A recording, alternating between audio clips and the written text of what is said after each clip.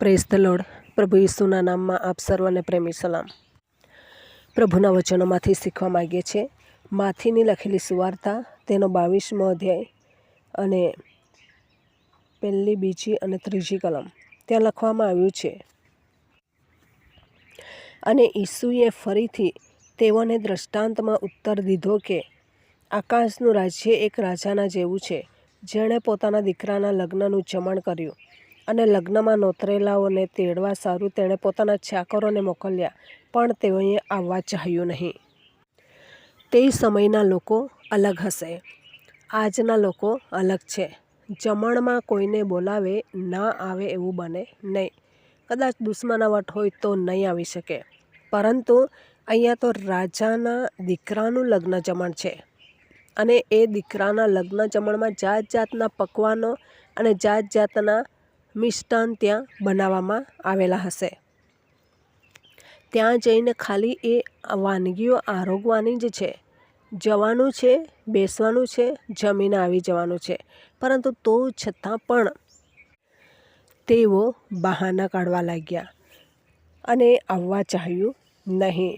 નોતરેલાઓ અયોગ્ય નીવડ્યા અને જાત જાતના બહાના કાઢવા લાગ્યા. અને ભોજન તો એટલું મસ્ત બનાવેલું, એટલું મોંઘું બનાવેલું, એટલે માલિક રાજા એમને ફેંકી દેવા માગતા નહીં હતા. પરંતુ એ ભોજન કોઈકના પેટમાં જાય એના માટે એ લોકોએ કોશિશ કરી કે જે માનયોગ્ય વ્યક્તિઓ હતા, આ ભોજનને લાયક હતા, તેઓને જોઈને ભોજન બનાવ્યું હતું, તેઓને ભાવતું ભોજન બનાવ્યું હતું. પરંતુ તેઓએ આવવા ચાહ્યું નહીં. પછી શું કરે છે રાજા? ચાકરને કહે છે કે રસ્તાના નાકા પર જાઓ, જેટલા પણ મળે બધાને બોલાવો. એ પ્રમાણે ત્યાં બોલાવવામાં આવે છે. આ જગતના જ્ઞાનીઓને શરમાવાને સારું પ્રભુએ આ જગતના મૂર્ખાઓને પસંદ કર્યા છે. તેમની સેવાને માટે આપણા જેવા જે જગતમાં કોઈ વિશ્વાસમાં નથી એવા લોકોને પ્રભુએ પસંદ કર્યા છે. શા માટે? પ્રભુને હામાં હા જોઈએ છે. પ્રભુ પર ભરોસો રાખવાવાળા વ્યક્તિઓ જોઈએ છે. પ્રભુને માન આપવાવાળા વ્યક્તિઓ જોઈએ છે.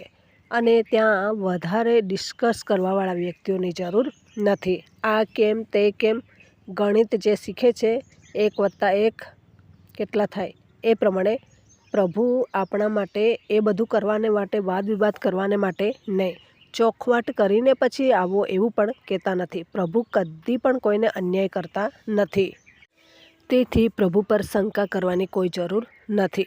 એટલા માટે આવા વાદ વિવાદવાળા વ્યક્તિઓને પ્રભુને ત્યાં જરૂર નથી.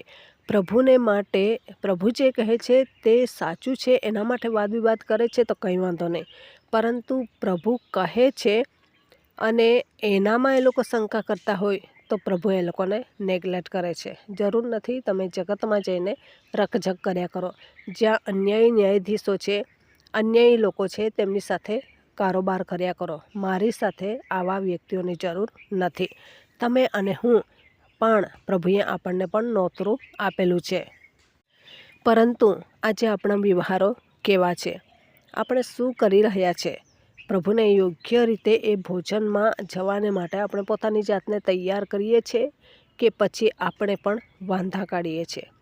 આપણે પણ ખાલી ભોજન આરોગવાનું જ છે, પ્રભુના આશીર્વાદો લેવાના જ છે, પ્રભુના શાંતિનો ઉપભોગ કરવાનો છે, પ્રભુના આનંદમાં જવાનું છે, પ્રભુના અનેક ગણા આશીર્વાદોમાં આપણે જવાનું છે.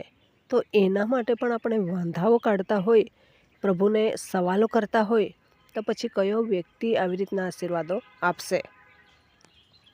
પ્રભુ આશીર્વાદો આપશે નહીં. એના માટે આપણે પોતાની જાતને તૈયાર કરીએ. આપણે પોતાની જાતને શોધીએ કે આપણે શું કરી રહ્યા છે. તેમના રાજ્યને માટે નમ્ર બનીએ અને પ્રભુ કહે છે તે પ્રમાણે વિશ્વાસ કરીએ, ભરોસો કરીએ અને તેમના રાજ્યમાં આપણે સ્થાપિત થઈએ. આ જે નોતરેલા અયોગ્ય નીવડ્યા એમના જેવા નહીં બનીએ, પરંતુ પ્રભુને ગમે હામાં હા કરીને ચાલવાવાળા વ્યક્તિઓ આપણે બનીએ અને તેમના રાજ્યને દીપાવીએ.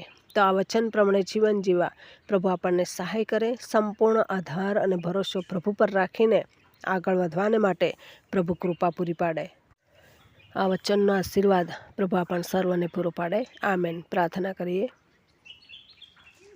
પ્રેમાળ પરમેશ્વર પિતા, અમે તમારો આભાર માનીએ છીએ, તમારી સ્તુતિ કરીએ છીએ. રાજાઓના રાજા, પ્રભુઓના પ્રભુ તમે છો, દયાના સાગર તમે છો, કરુણામય ઈશ્વર પિતા તમે છો, માર્ગ, સત્ય, જીવન તમે છો. તમે અમારી સંતાવાની જગ્યા છો, તમે અમારા કૃપાનિધિ છો. તેના માટે પ્રભુ અમે તમારો આભાર માનીએ છીએ, તમારી સ્તુતિ કરીએ છીએ.